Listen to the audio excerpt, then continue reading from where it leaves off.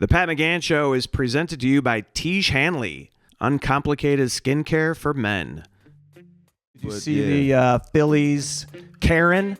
I did see that, man. Yeah, that was crazy. Some of these things that are happening that are moments captured of just people living their life, like, why does it become so big? Oh, so 227, Amen, Seinfeld, Martin, a show called Sugar and Spice. So I did 5 guest spots. Of all those spots that I've done, Seinfeld pays the most. Yeah, It sounds like that a accent, that ick, that Chicago white ethnic accent. Hey, this is Dwayne Kennedy, and this is episode 3 of the Pat McGann Show. I like the click, the Pat McGann. Yeah, I like to keep it at Shake-Town. Do you ever do that bit about like crotchety white dudes having that? That's all my bits. The screen. That's all my bits, Pat. The screen door. Yeah, It sounds like that accent, that ick, that Chicago white ethnic accent. Sound like a screen door. Yeah, bub. I love that charming accent. Is that what I sound like to you? Is that what I sound like to these people? Welcome to the Pat McGann Show. A lot of hearties in there. Yeah. You are so man, but the thing is, you are so Chi-town. You know what I mean? But like identifiably Chicago, you know? Yeah, it's all I know. Yeah. Sometimes I feel like, Chicago people wear that on their sleeve a lot. Mm-hmm. You know, is it a complex, you think? Or is it just, I love the city. I do. Yeah, me too. But I think we both love it, and it's also sort of a complex. This is funny, man. I was in New York, some restaurant, met a woman. Me and my friends hang out, met this woman. I think she's from Milwaukee. And she didn't know where I was from. But we just got to talk. She said, I've never met people more proud to be from a city than Chicago. Right? That is. Yeah. You know what? I get the vibe in Buffalo, which is boom, just a little bit smaller, obviously. Maybe they just, meet as many people from there.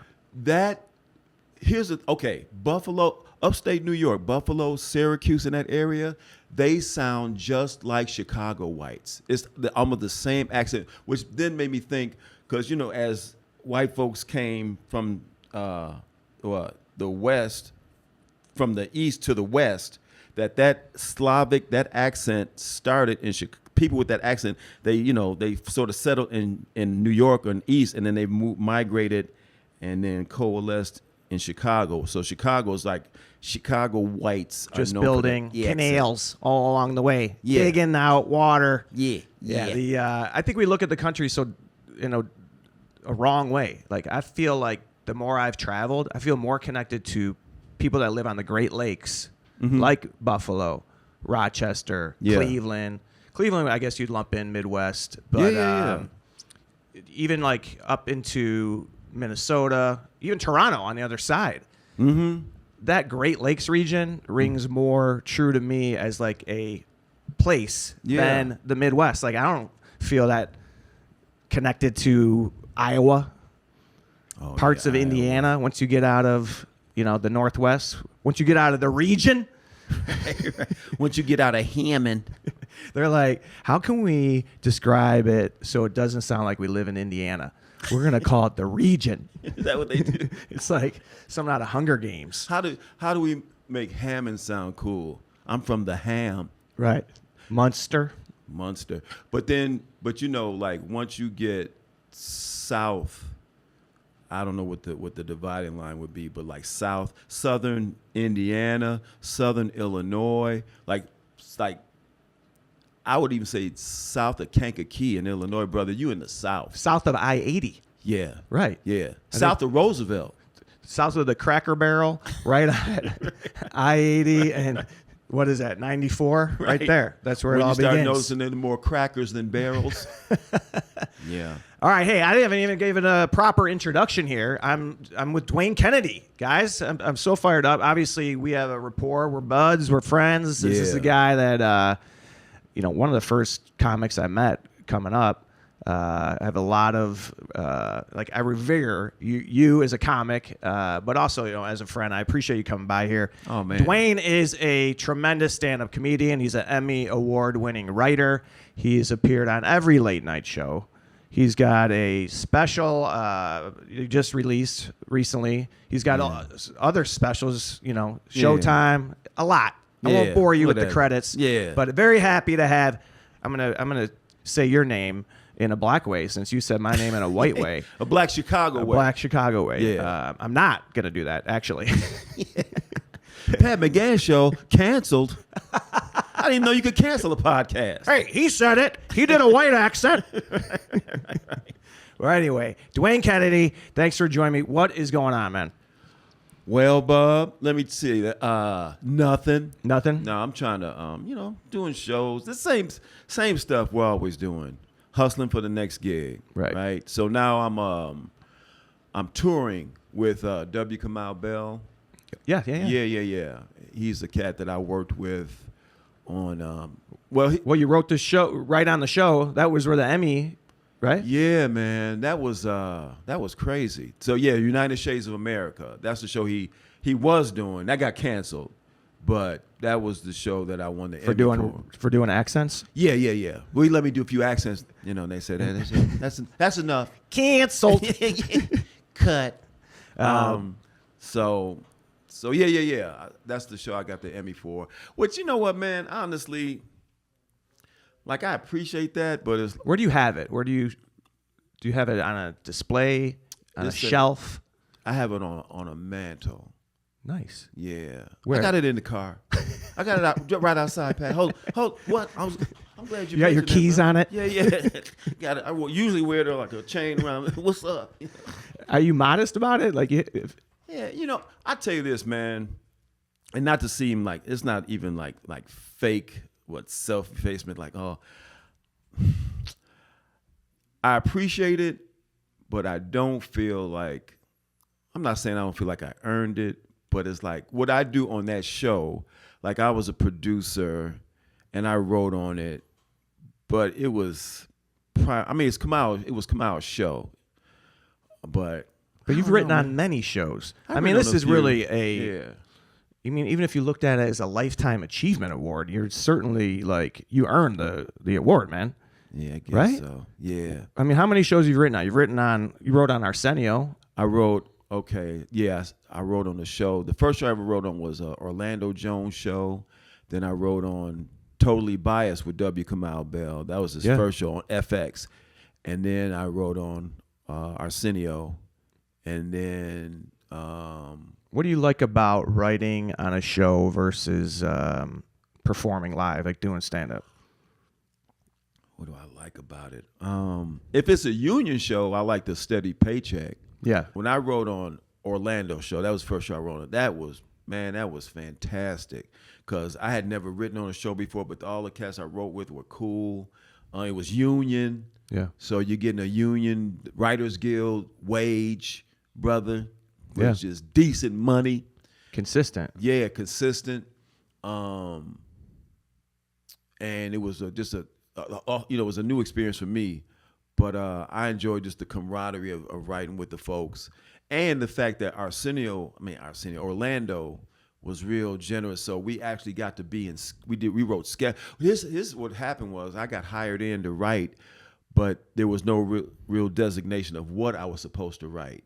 So it wound up being that a friend of mine, Ali Leroy, a cat that I know who's from Chicago, who was in a sketch comedy group years ago called Mary Wong. There was these brothers that had a group called Mary Wong. But then Ali wound up being the co-creator of Everybody Hates Chris. He was a co-creator of that show. But so had he written for Chris Rock before? Yeah, this is a thing, man. We all met Chris around the same time. This is 86, and this was before Chris was famous. This was I had gone out to New York because it was Lance Crowther, who was in Mary Wong. Lance is Pootie Tang.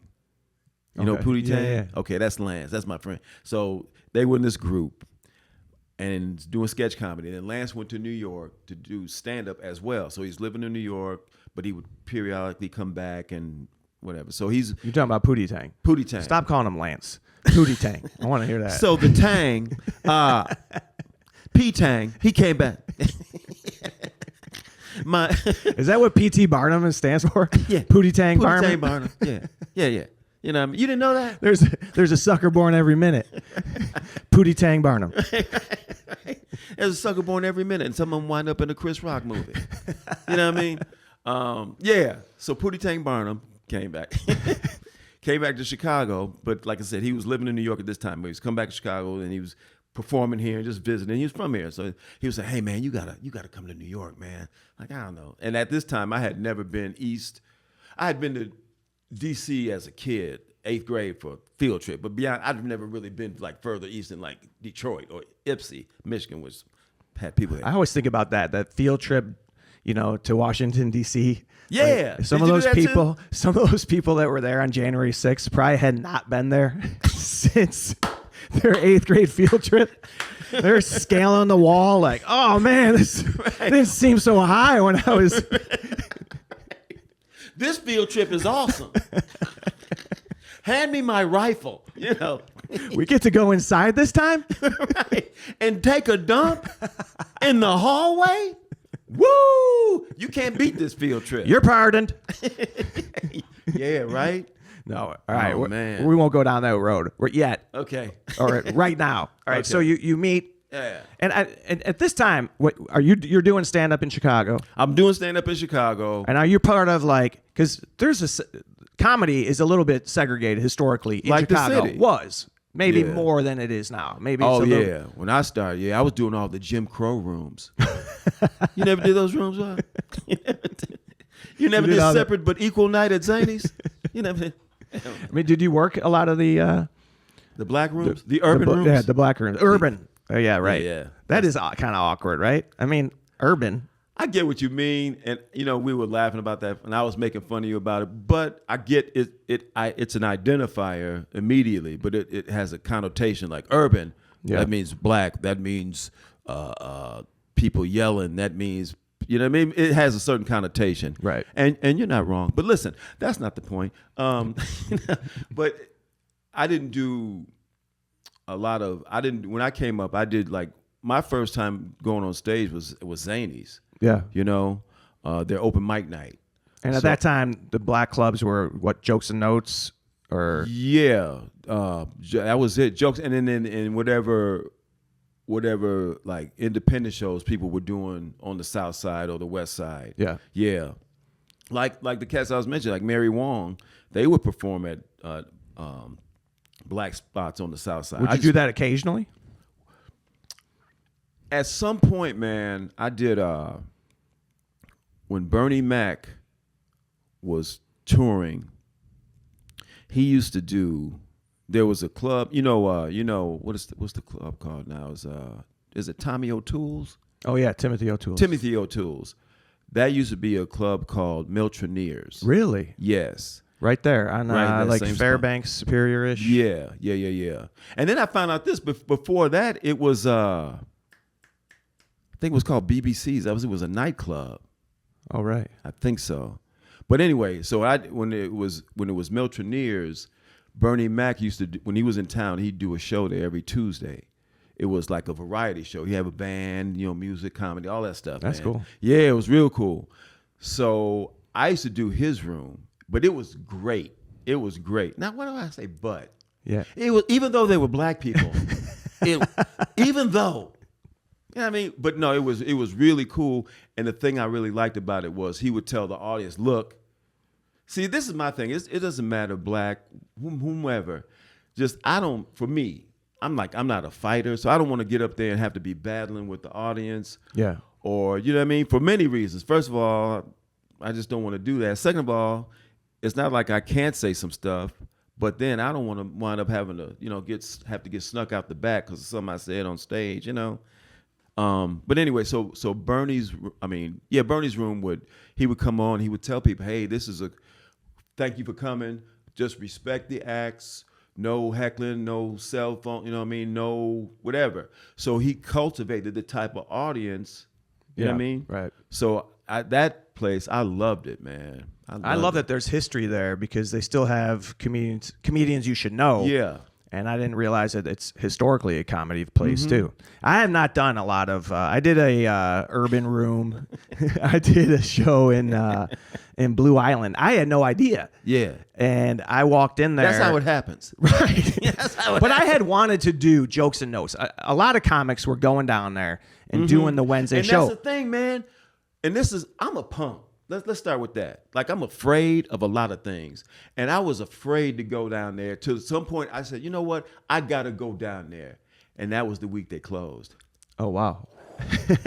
Woo! I was hosting at Zany's all the time. I could not get to the club because, I had to stay to the end of the show. And I never really got down there. I know Mary, she had a great reputation about cultivating comics and, big part of the scene. But I walked into this room in Blue Island not knowing, and Who booked it? it was like open. It was like a showcase maybe, but I forgot who told me about it. But I walk in there, and once you're in, it was like the whole room. Like, I'm not gonna walk out, but I was a little bit What up? Anywho, like what is it? I left my keys. Animal House when Right. the- Do you mind? Oh my God. the record just kind of stopped. Everyone's like, what? But I went up and this is how I ended up connecting. The guy that introduced me had a sweater vest on. Like, and I was, he introduced me and gave And me, nothing and under he was it? busting everything. No, I don't think he had anything on underneath. And there was like a roast theme going, which I don't mind. I can hang with that. Like, I'll just, Yeah. So I was like, all right, thanks, Carlton. And Yeah. I had them. I was like, yeah, here we go. Like, I actually had a good time there. Man. And then I was like, I'm good because I think going back, it would be like, am I gonna be able to connect again?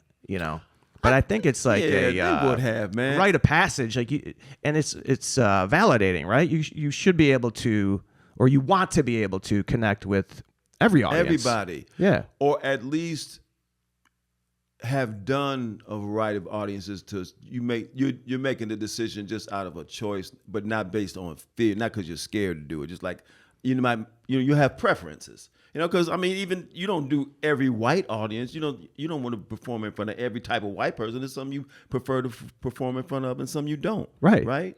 So it's more of a sensibility thing, right? At that point, it's not a race thing. Yeah. And I think there's a difference also now even in the more mainstream clubs. Yeah. They have a diverse audience. It's way more integrated, man. Which is, for me, that's my ideal audience. It wasn't like I never performed in front of black people, but I never performed in front of predominantly black audiences. It would be 30, 40, or whatever it would be. So it would be significant numbers of black folks, but it'd be all kinds of people, which is what I like. Because to me, I think if you're I don't want to say this sounds anthropological, but if you're the type of person, Hold up, we gotta look that word up. Pat, that reminds me of a story. When I was on my archaeological dig,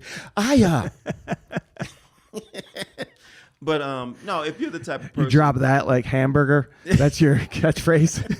Anthropological. you know what I mean. Anyway, Shucky Ducky. You remember that cat? It was Shucky Ducky? Yeah, man. The brothers with the nickname comedians cracked me up. Hamburger, Shucky Ducky, Earthquake. There was a brother named Tornado here in Chicago. Oh, really? Yeah. Oh, I love that. It's from the Midwest. Tornado. Yeah. You know what I mean? Dust storm. Right? I was gonna say I was gonna get me a natural disaster nickname. I did that one time, man, at the Chicago Comedy Festival. This was before you were born, in the sense of in comedy. Yeah, right. But this is so funny that you're so funny, man, but in some ways you're still not young at it, but you know what I mean? It's like you should have been doing it a bunch of years ago just so we could have, like, remember that club? Oh, yeah, you know what I mean? right, yeah. But this was the first Chicago Comedy Festival, and we were doing a show over in the Second City, that big ballroom, and they got whatever it was. And the cat brought me. I said, "Hey, man, bring me up. I wanna have a natural disaster nickname." So he brought me up as Blight. Blight? I told him to. Yeah, ladies and gentlemen, keep it going. Did you combine black and white? No, just Blight. Give it up for Plague of Locusts. Yeah. That's great. The nickname era, though, I mean, I know there was pressure on. Everyone wants to like change their name when they get on stage or something. Yeah. I think, oh man, not to just generalize, but I know that's black folks do that. I mean, everybody changes their name, but I think it's but like in the era of old time showbiz, a lot of Jews would change their name because they want to make it sound less Jewish. Right. But it'd be like Bob, instead of Bob Herskowitz, would be Bob Patterson. You know, the brothers be like Frosty Freeze. You know what I mean? Right. You know, I used to be Frosty Williams, but you know, Chalky White. right. Yeah. Boardwalk Empire. Right. Great show. Yeah, man. All right, we are talking to Dwayne Kennedy, and Dwayne, I don't know if you realize, like, do you think that I'm glowing in a bit? A little bit, Bob. It's because it's hot in here? No, it's because I'm using Tiege Hanley lotion. Who's he? That's the lead sponsor of our program here. Okay. And that's what you told me. He said, brother, I can't give you no money. I'm trying to make the ads conversational. All right. Brother, you might not leave with any money, but you will leave well moisturized. We were going to pay you in lotion. You dig? I was which is pretty slick. I get a little red. Yeah. And people in the urban community say ashy. Yeah. Right? Yeah. So I feel ashy because I do flake sometimes, yeah. but not as much as I used to using Tiege Hanley. Yeah. They got some great products. It's a very uncomplicated process. And what do you do? Love Just people check it out. Open it and I got that. There's an AM and a PM. Oh, for real? Yeah, I think there's something like at night you're not supposed to put on SPF maybe? I don't know. That's a sunblock? Yeah. Okay. But and it is a difference. I put the PM on the other morning and I was like, they got the sunblock. I felt like nighttime. I was like, let's go out. Right. Brother, you got on the wrong block. Yeah, didn't even realize it. It was the so the you lotion wake up, talking to me. Put on in the AM you slather on your, and then in the PM I'm about to hit the. Yeah, I'm using the facial, the serum. Yeah. You know, it's all natural stuff. I'm about to mess up my boy's opportunity with this woman, and you slather on the cock block. That's what it is. Yeah. The Tiege Hanley CB. Yeah. The Pat McGann Show is presented to you by Tiege Hanley, uncomplicated skincare for men. Are you seriously washing your face with a 3-in-1 body wash? You still use a flip phone too? You working on a new MySpace post? No wonder your face looks like a rotten jack-o'-lantern. Meet Tiege Hanley.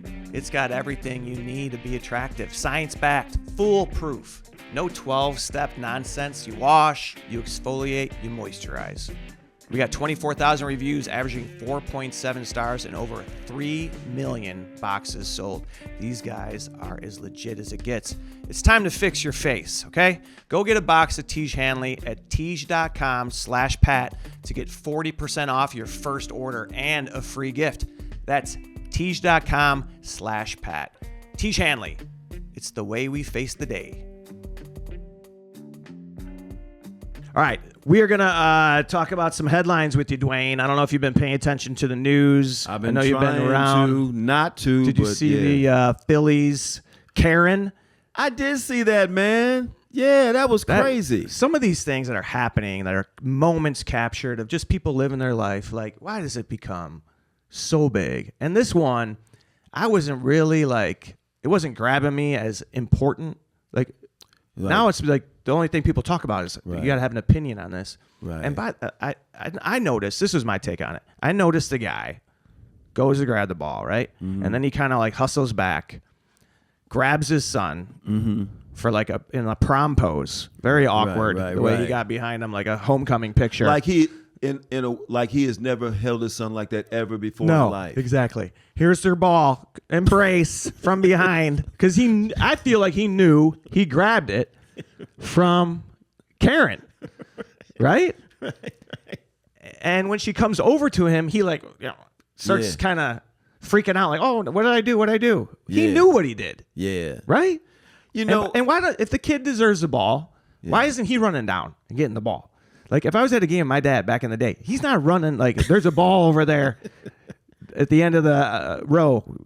You know, he's not running to get it. Right. I'm going to get it. he would tell you he'll hold your beer while you run and get it. Yeah. Yeah.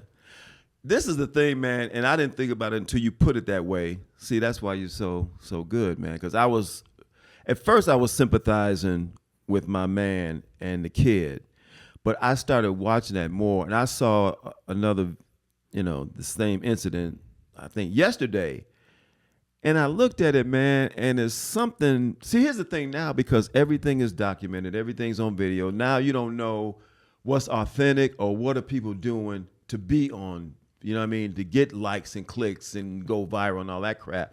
So when I really looked at it again, my man came over, and like you said, the way he hugged his kid, it just seemed disingenuous. Right. You know what I mean? It was kind of like the Coldplay clip.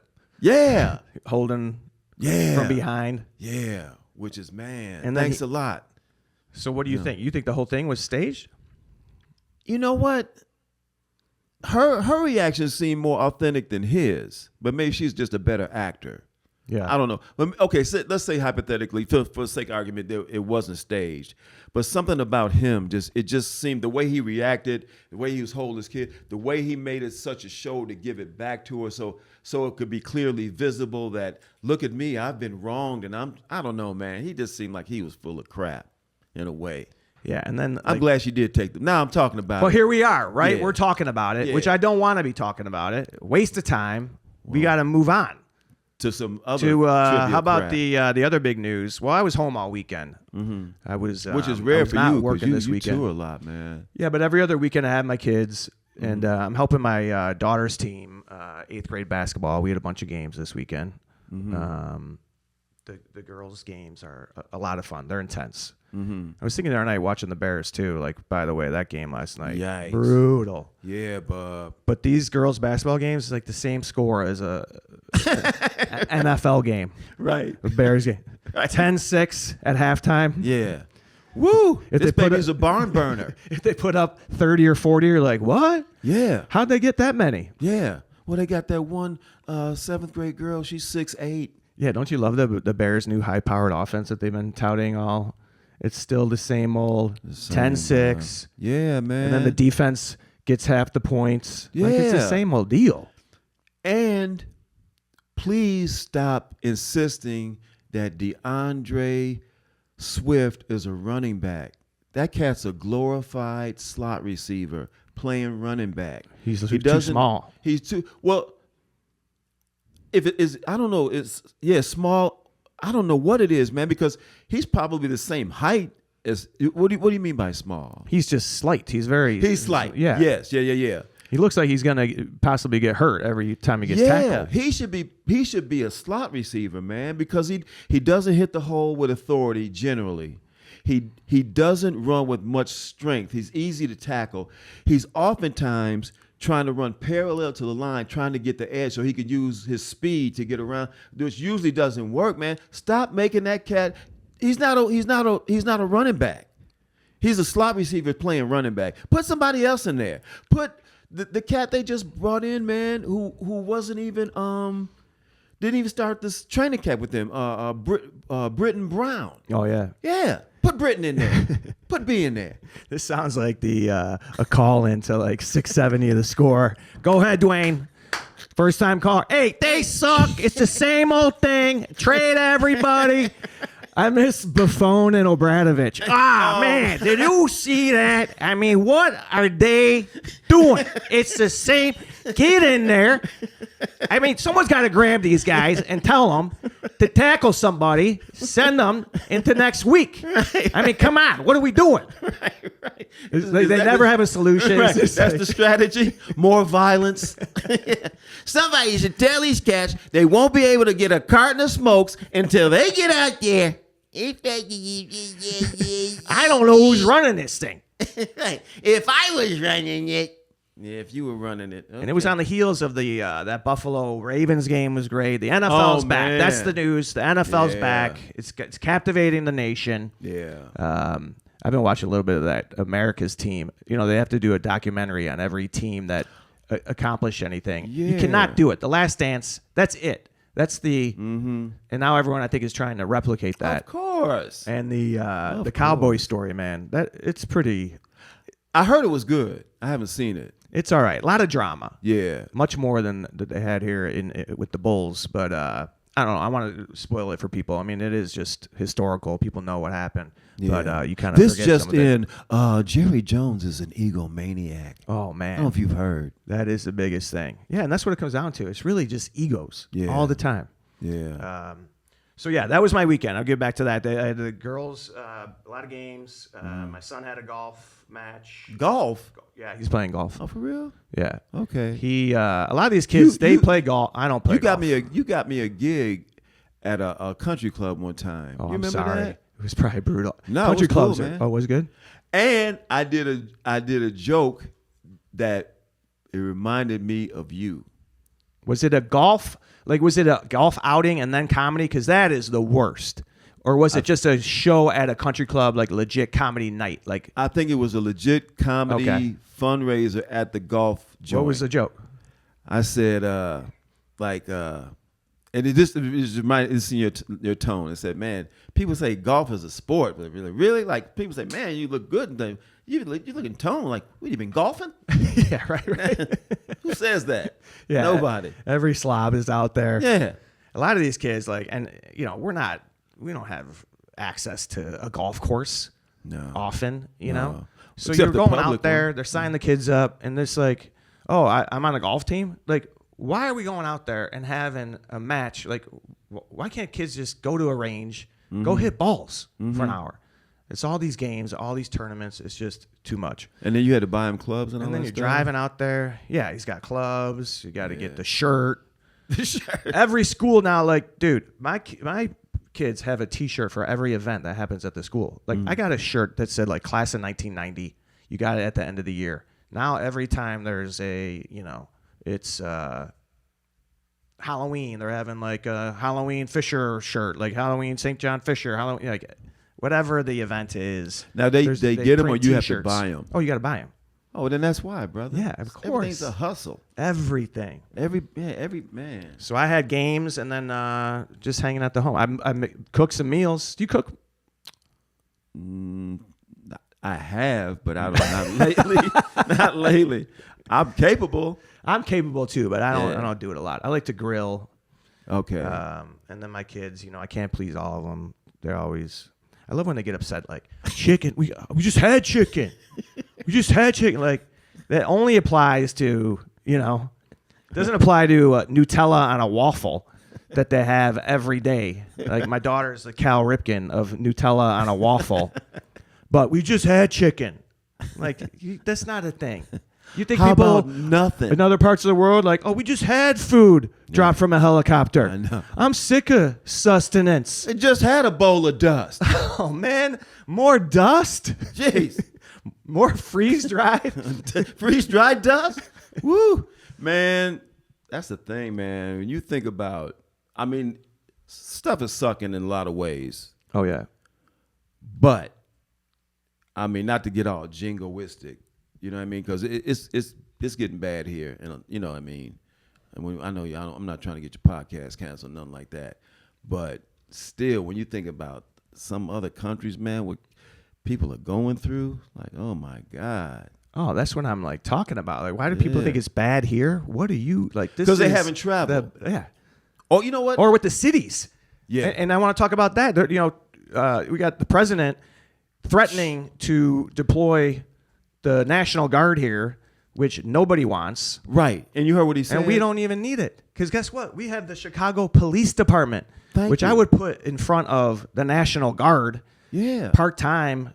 No disrespect, right? Yeah. But they're part-time. It's not like... And the National Guard doesn't even want to be here. No. No, they, like you said, they got cops for that. Also, oh man, he's a psychopath. You can edit that part out, whatever. I don't care. He's a that's going to be the lunatic. That's going to be our clip to get everyone to watch this. Dwayne Kennedy calls the president a psychopath. Right. Breaking news. Hi, where he is? But he just said, was it today, last night, that Chicago's going to find out why we call it the Department of War. So the biggest threat to the United States is the president. Right, exactly. And who calls it the Department of War? They just changed the name. He just changed that. Yeah, that's not what we call No, it. it used to be whatever it was. Then it was the Department of Defense. Yeah. Which is more benign and more in the spirit of what it's supposed to be. No, he wants it to be Department of War so he can sound tough. It's ridiculous, man. And then you look online. Like, I would love to look right now. What are they charging for a hotel room at Trump Hotel? Because you get a call there, like, it's $800 a night. Oh, really? In this hellscape? You're charging $1,000 a night to stay in the worst city that's being destroyed from within? I got the hellscape package. Yeah. Yeah. That entitles me to 2 nights, chased down the street. Yeah. For an extra $100, you can get your picture taken with a soldier near a tank. Yeah, that's going to be right out front. Yeah, how about it? For real. Yeah, I don't think we need the troops here. You know, you're talking about like a guy who's cutting money from police departments, and this was the whole thing. Like, you know, I think a very stupid branding was the defund the police. Mm-hmm. It doesn't sound right. It doesn't compute when you hear that. Right. And it was not even that. It was like a little bit of that, right? It was more redirecting funds, reallocating funds to help prevent violence and crime. And so they cut all that money. Right. They did the same thing in D.C. They withheld millions of dollars, and then he's like, "Oh, we got to put the troops on the." I was just in D.C. and I saw some of that, and you know, it's like, and it's killing businesses. It's killing businesses. People are not going out. Right. But according to them, now people are going out like that. You know, restaurants are doing booming business. All lies. All lies. Right. We're gonna jump on that back in a minute, but let me just say one more thing about T. Shanley. You know, the skin is your largest organ. I don't know if you knew that. Speak for yourself, brother. Anyway, you know what I mean? But I do need some of that lotion if you do what I'm saying. If you know what I mean. Y'all could give me some time. We're going to hook you up. But everyone else, hey, if you got a guy in your life, ladies, your man, you want to take care of him? He's probably not taking care of himself. Men are barbarians, animals. Yeah. They don't know how to, right? Yeah. Most of us. Yeah. They're not in a routine, but you will be once you got your hands on some T. Shanley and you develop a little bit of routine. I'm doing it myself. I'm getting up. I'm doing it in the morning. I do it before I go to bed. Mm-hmm. Put a little lotion on. Put a little serum on your face. It's uncomplicated. They went ahead and made it so uncomplicated. T. Shanley. It's affordable. You'll see the results. You see him in me, don't you? I do, Bob. You seem to be glowing. Did you think I was pregnant the way I'm glowing? At first. You know what I mean? I am not. I'm just using T. Shanley. All right. That's going to be the commercial. Do I look pregnant? I'm not. I'm just using T. Shanley. Results are in.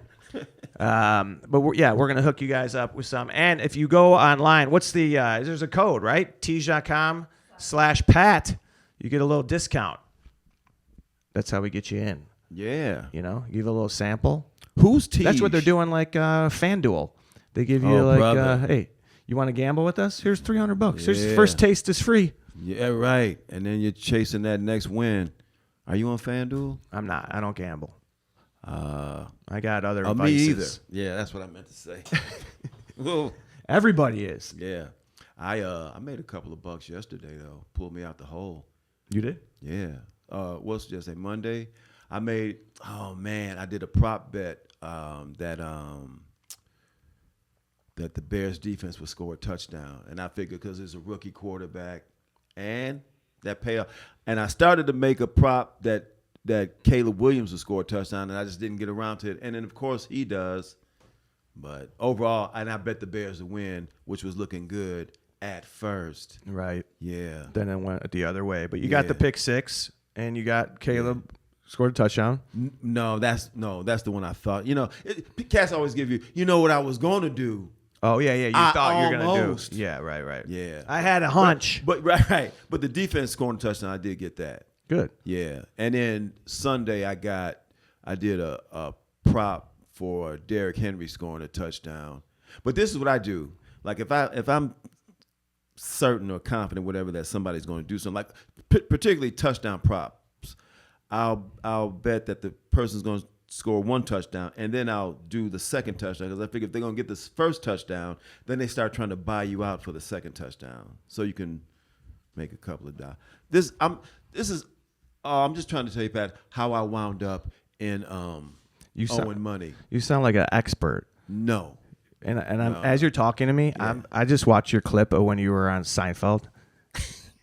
Dwayne was on an episode of Seinfeld, the Stranded episode. What season was that? Season 3. Season 3. Which is, and you're playing yourself in the thing. Yeah. You're just like a pondering expert. Yeah. Talking about George Washington Carver and the peanut. Yeah. Dropping knowledge. Yeah.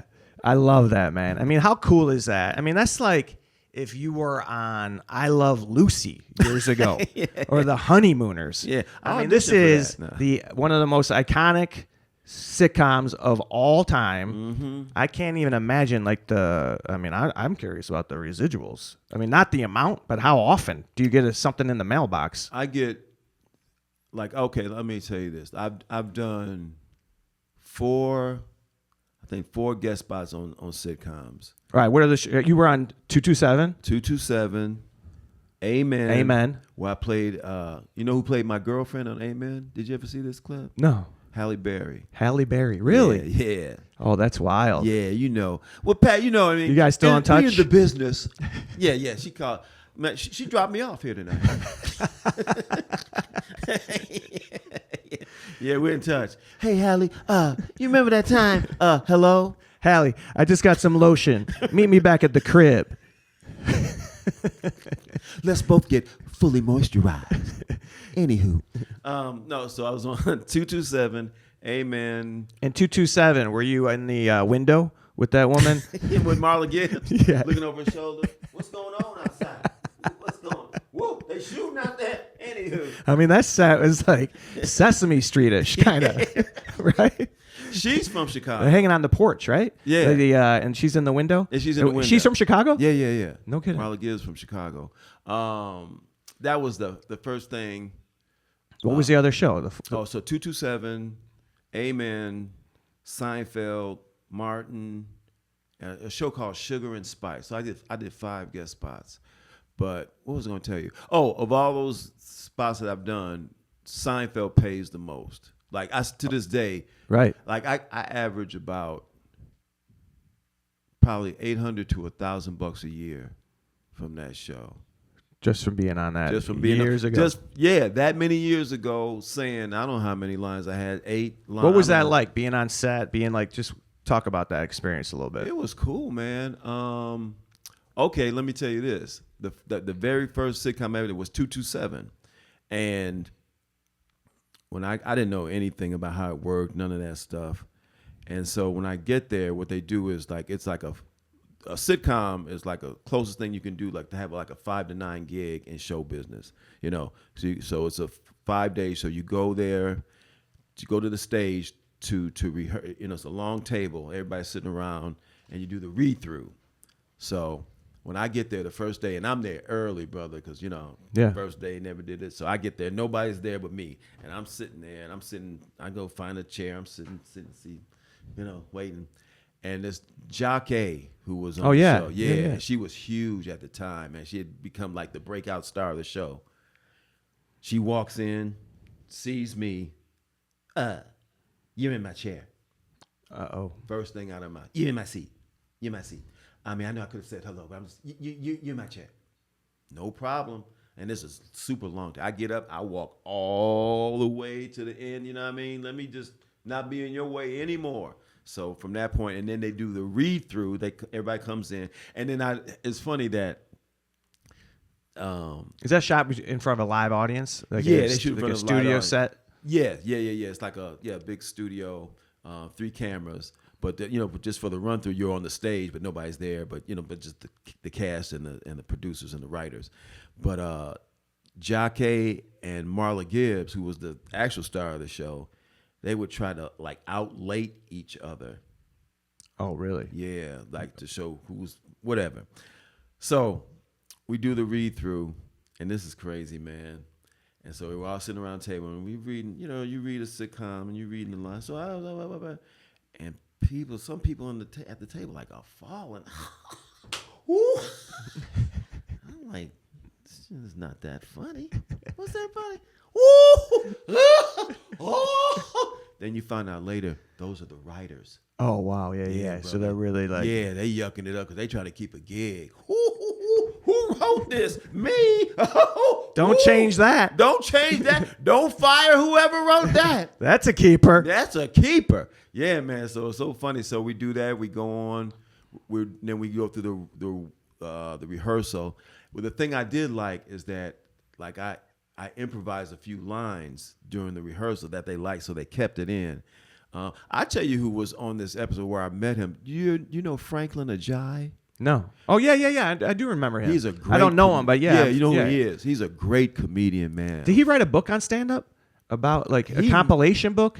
I don't know. He may have. I don't know. But Franklin Ajayi is fantastic, brother. He was in a movie Car Wash. He played The Fly. He had the big fro. Yeah. Franklin Ajayi is a great stand-up. Franklin Ajayi had a bit about cats that finished last in the marathon at the Olympics. You ever heard that bit? No. He said, man, what's it like to be running and you're in the Olympics and you're in the marathon and you're last, and you're thinking, man, I trained 4 years, deprived myself. I finished last at the Olympics. You know, if I had never trained at all, I could have finished last. Man, it is so that he's great. Funny dude. Yeah, Franklin Ajayi. But so he was on the he does some acting and stuff. So he was on the show. Paul Winfield, I'll tell you what Paul Winfield is, and you might know Terminator. Paul Winfield plays the police chief that's always smoking. But anyway, so it was interesting, man. But that was my first experience, and then to do Seinfeld was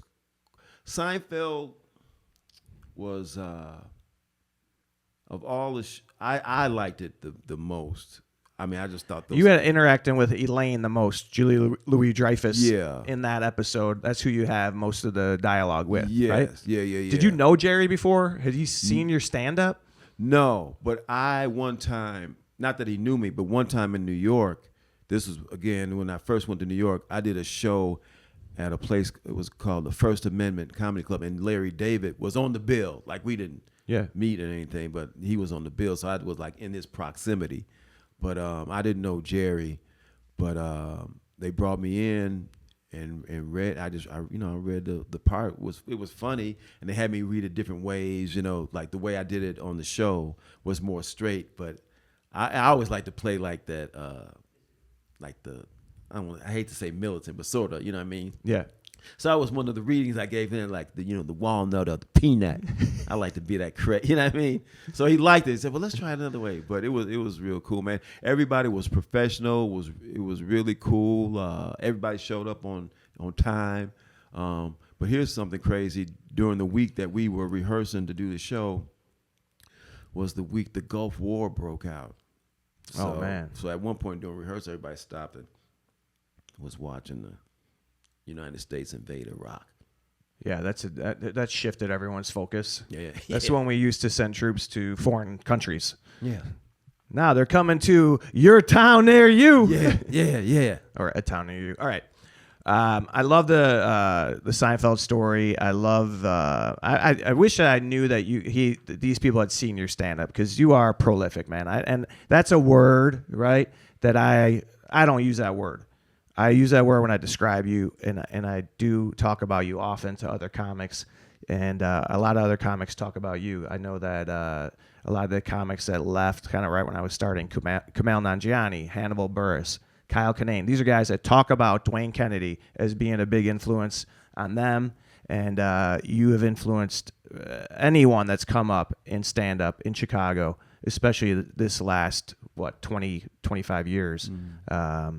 So, dude, I really appreciate you dropping in here. Oh, man, Love of talking course. with you always. Yeah. We're going to bring someone else in. I want you to hang with us. Okay. We have a great guest. Kareem Wells is going to join us in a minute. Don't forget to get online and use teej.com/Pat. You're going to get some great skincare products. I know I mentioned the lotion for your face and skin, the serum. Body wash, too. They got body wash. They got everything you need to take care of your dermis. If you want to get some prestige, you got to use Teej. Oh, man. I love that. That was Johnny Cochran-ish. Or Jackie Childs. Jackie Childs. There you go. The Seinfeld influence. All right, hang with us. Kareem Wells is joining us next. You're not working. It doesn't sound like you're working. You're just living your life. It's like a calling. And It's a calling. It's a calling. Right? It's I've made my passion my profession. I've heard so many people say that before. Just really, y'all, I'm grateful because Could have went another way. and I'm grateful, y'all. I'm humbled and I'm grateful. For real.